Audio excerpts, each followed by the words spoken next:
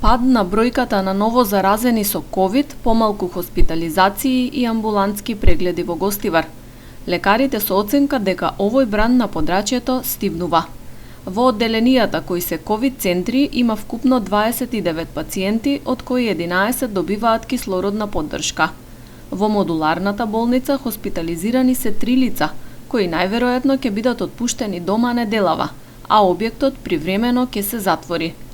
Состојбата се стабилизира и сега имаме доволно капацитети за болничко лекување и без модуларната болница, вели раководителот на инфективното одделение во Гостивар, доктор Ратко Наумовски, додавајќи дека доколку има потреба, понатаму објектот повторно ќе се активира.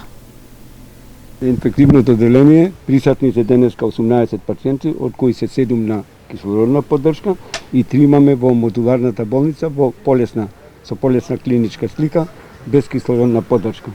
На интерно одделение имаме 6 пациенти, од кои 2 се на кислородна поддршка и на нервно имаме 5 пациенти во ковид центарот и 2 се на кислородна поддршка.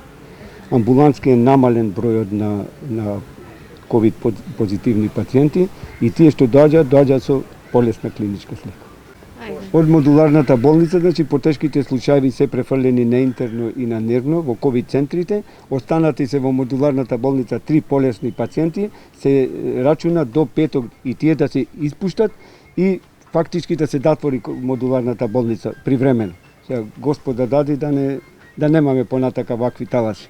Минатата недела во извештајот на Министерството за здравство како починати беа евидентирани пациенти од Гостивар на 23 и 37 годишна возраст.